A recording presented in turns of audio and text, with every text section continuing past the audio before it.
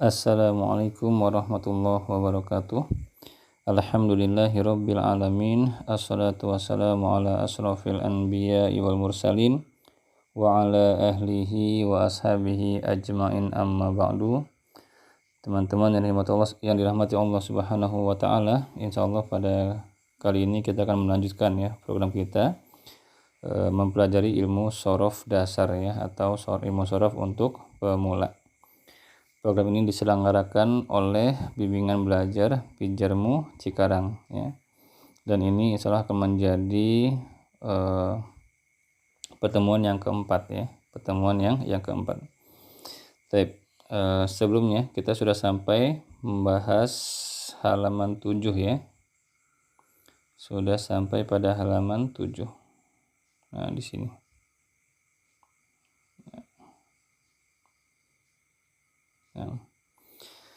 Dan kita akan melanjutkan halaman berikutnya. Nah, di sini ada halaman 8 Halaman 8 ini latihan latihan untuk menguji seberapa baik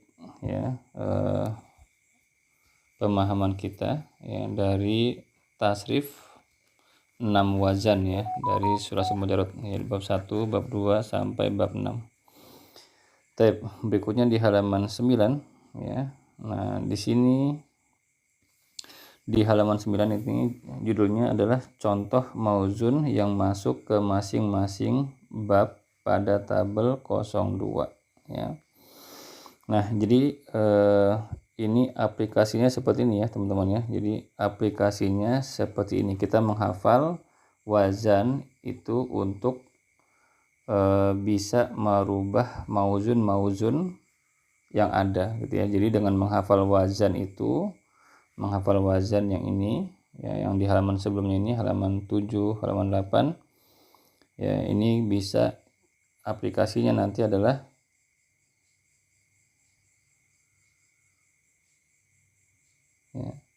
kita bisa mentasrif atau merubah kata-kata yang masuk ke bab 1, kata-kata yang masuk ke bab 2 dan seterusnya. Nah, di sini ada contoh kata menulis Menulis itu dalam bahasa Arab kan kataba Kataba Dia masuknya ke bab 1 Kataba yaktubu Kitabatan atau katban Lalu katibun maktubun uktub la taktub kutiba kitabu Lalu kayak misalnya kata memukul dalam bahasa Arab itu apa sih bahasa Arabnya memukul Maka kita bilang doroba yatribu dorban Doroba yatribu dorban. Jadi memukul itu berasal dari atau masuk kepada bab 2 atau bab jamin Kita coba lihat catatan di bawah tabel.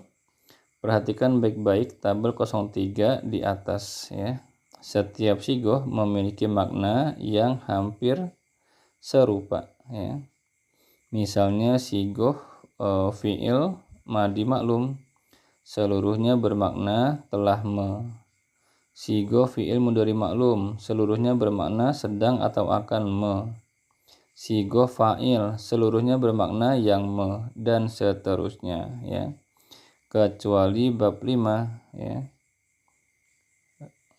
Itulah mengapa bab 5 memiliki perbedaan dari bab-bab lainnya Lalu berikutnya setiap kata kerja pada tabel 03 memiliki wazan masing-masing. Oleh sebab itu, mereka harus mematuhi aturan perubahan wazan mereka itu sendiri.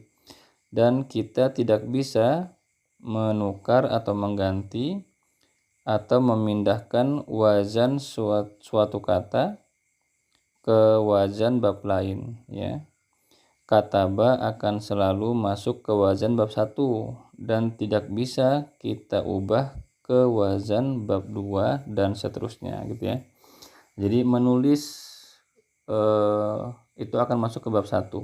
Maka perubahannya harus mengikuti aturan bab 1. Kata memukul dia masuknya ke bab 2 kita nggak bisa pindahkan ke bab 3, ke bab 4, ke bab 5 atau bab 1 Jadi memukul dia masuk ke bab 2 sehingga perubahannya harus mengikuti tasrif wazan bab 2 gitu ya. Jadi doroba itu memukulnya bukan udrub, bukan idrob, tapi idrib ya, karena dia masuk bab 2 maka perubahan wazannya harus mengikuti bab 2. Kata melarang ya itu masuknya ke bab 3 ya, jangan dipindahkan ke bab 1, bab 2, bab 4, nggak bisa ya. Jadi kata melarang itu ya mana'a dari bab 3 mana'a hingga yamna'u ya, bukan yamni'u atau yamnu'u dan seterusnya gitu ya.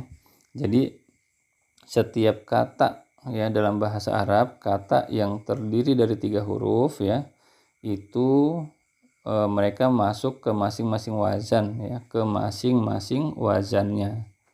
Ya, lalu bagaimana kita tahunya? Untuk pemula tentu kembali ke kamus ya, untuk pemula bahwa kalau kata ini masuk ke bab apa, itu kita kembali ke kamus, lihat di kamus.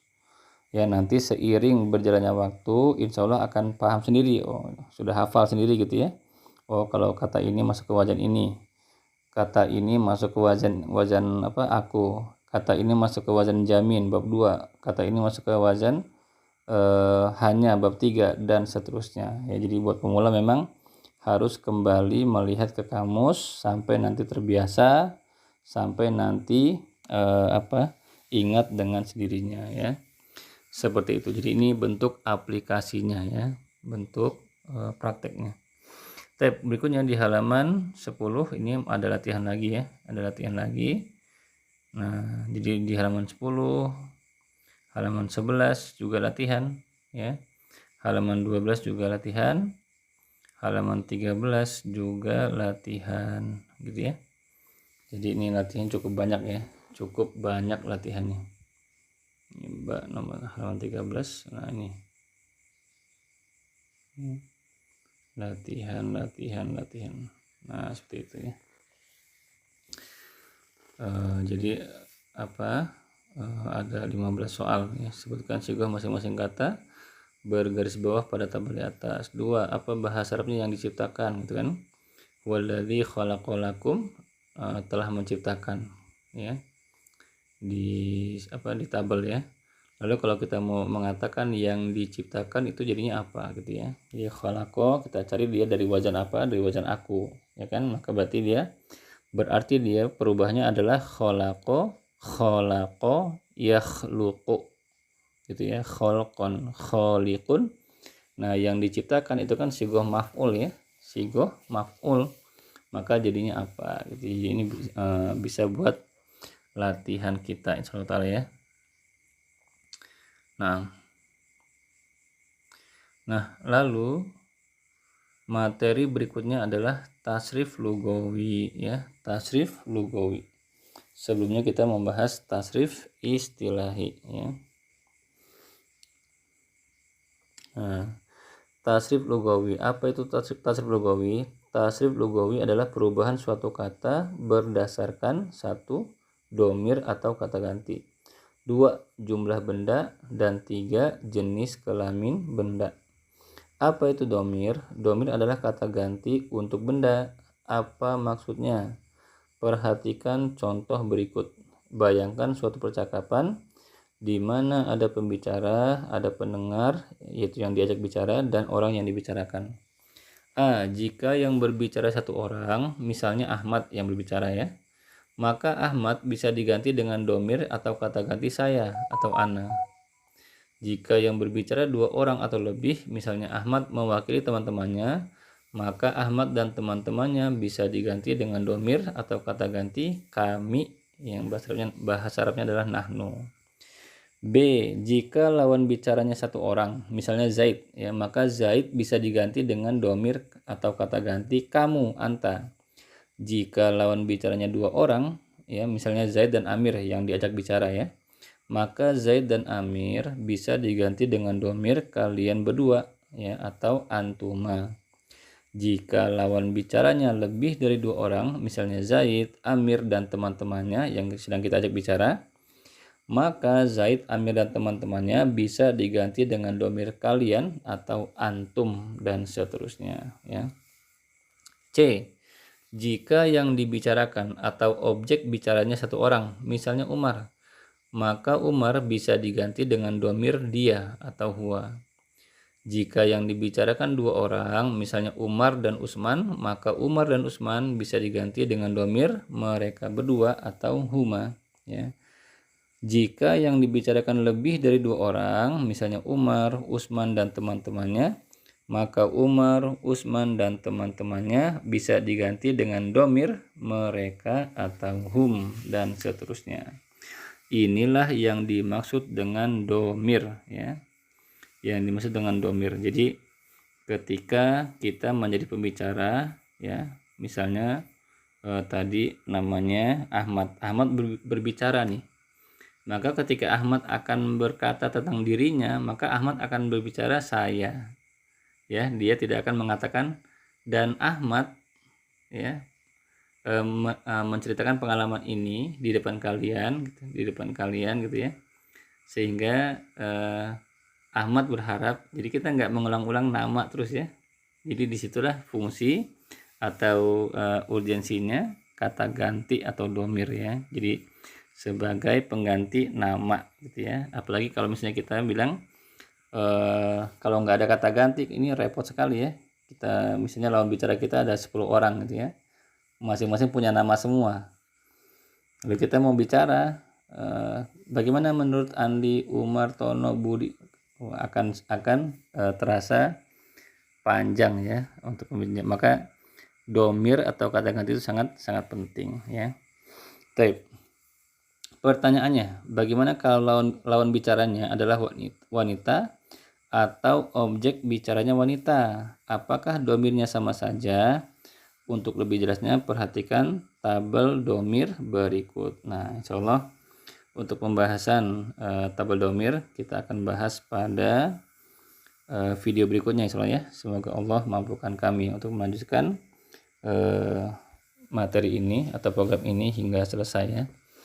Jadi supaya tidak terlalu panjang, khawatir waktu yang dimiliki sama teman-teman semua sedikit, ya.